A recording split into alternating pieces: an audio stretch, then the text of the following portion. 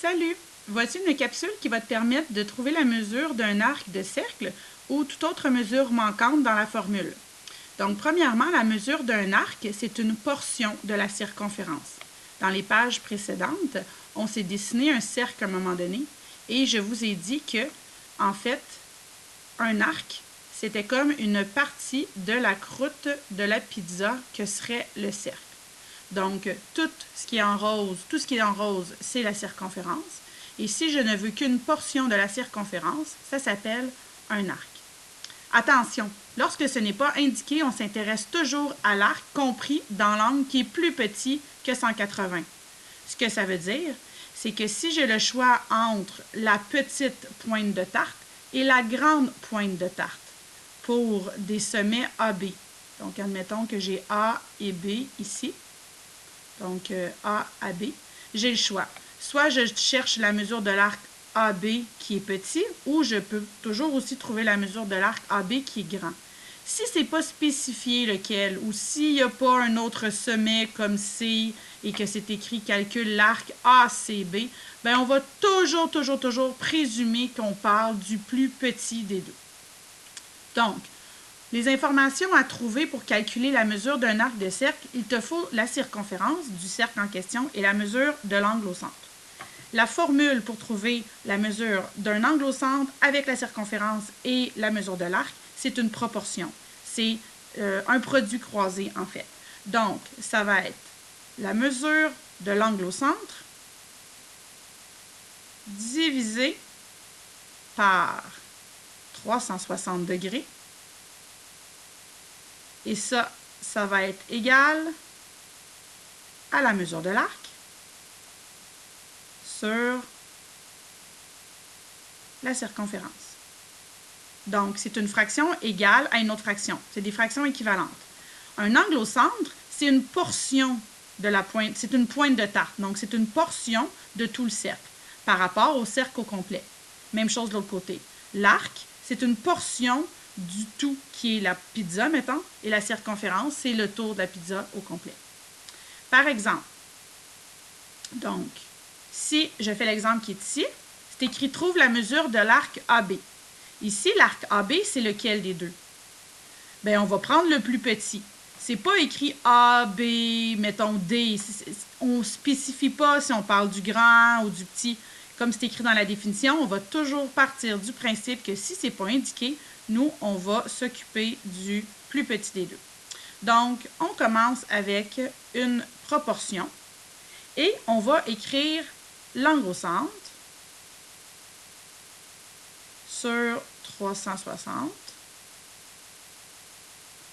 Et ici, on va écrire l'arc. Et là, la question, c'est trouve la mesure de l'arc. Donc, on va se mettre un X, une inconnue.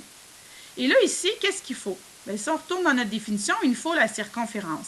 Mais on ne nous la donne pas, la circonférence. Par contre, on peut la trouver. C'est facile de trouver la circonférence quand on a le rayon. Parce que la mesure de la circonférence, ça se trouve en faisant 2 fois 8 fois pi. Et là, si tu calcules ça, tu vas être obligé d'écrire un petit environ, parce que 2 fois 8 fois pi, ça donne 50,27. Et ça, ce sont des décamètres. D-A-M. 50,27 décamètres, c'est 2 fois le rayon fois pi. C'est la formule vue dans les cours précédents. Et là, je peux venir m'inscrire ici, 50,27. Donc, si je retourne à ma définition initiale, angle au centre sur 360 est égal à l'arc sur circonférence. Je ne veux qu'un seul inconnu dans ma proportion. Au chapitre précédent, on pouvait faire le produit croisé si on avait un inconnu. Et là, je vais trouver mon inconnu en multipliant en croisant. On divise par celui qui reste. Ça nous donne notre valeur manquante. Donc, je vais écrire que x est égal à 120 fois 50,27 divisé par 360. Et là, ça va me donner environ 16 16,76. Il nous faut des unités de mesure. On est encore en DAM.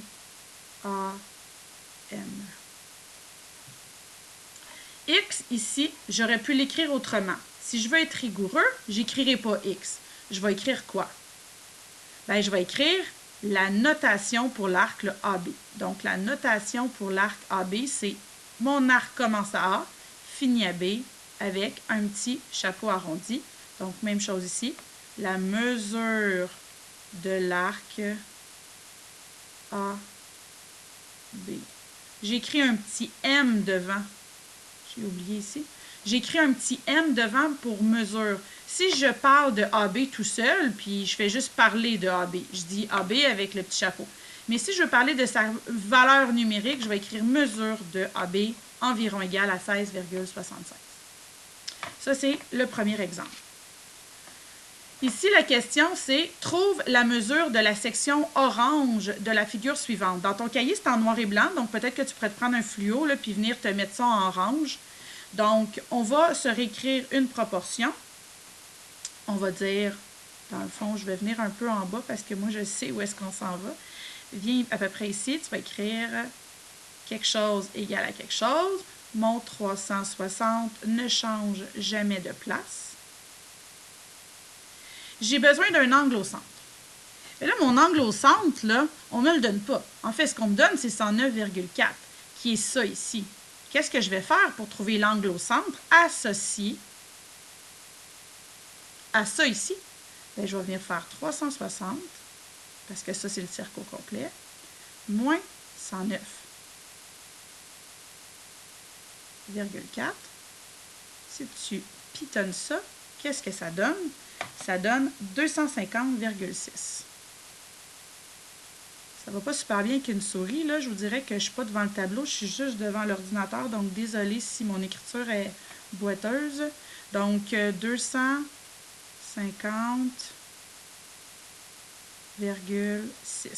C'est un très gros chiffre, c'est normal, ça s'appelle un angle rentrant.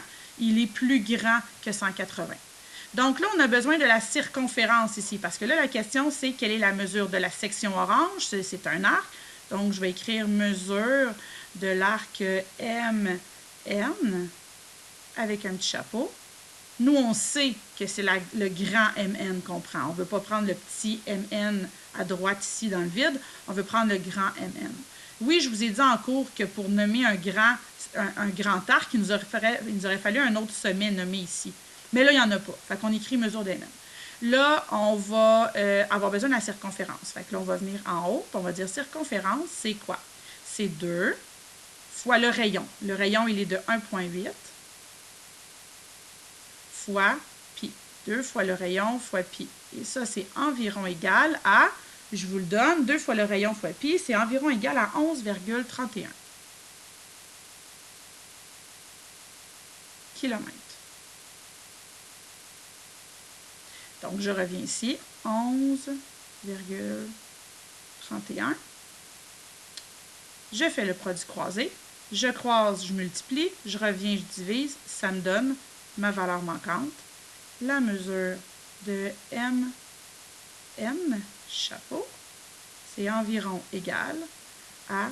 Et là, je ne l'écrirai pas là, parce que c'est vraiment laid quand j'écris, je le sais. C'est écrit, bon, 200, je vais commencer 250 fois 11, nanana, divisé par 360. Tu me suis?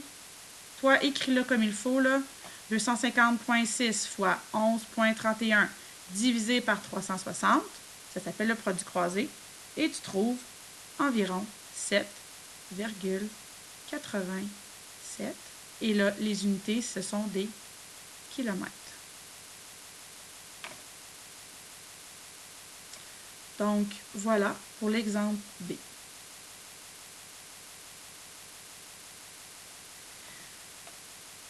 Je fais l'exemple C. Trouve la mesure de l'angle qui intercepte un arc de 36 cm sur un cercle ayant un rayon de 10. On va se faire un petit dessin. J'ai un cercle. Je connais son rayon. Son rayon, c'est 10. Et je connais son arc. Son arc, c'est 36. Fait que la croûte de pizza ici, c'est 36. Moi, je me demande c'est quoi l'angle ici, en plein milieu. Je connais le 36 ici en rouge. Je connais la ligne bleue qui est le rayon. Et je me demande c'est quoi le milieu ici, l'angle au centre. C'est la même formule, c'est juste que mon inconnu va changer de place. Alors, j'y vais avec ma grande proportion. Je remplis les cases vides. 360 ne change jamais de place. Ah, là, c'est l'angle au centre que j'ai pas. Mesure, hein, quand on veut parler d'une valeur numérique, on écrit mesure de l'angle au centre. Mesure de l'angle au centre.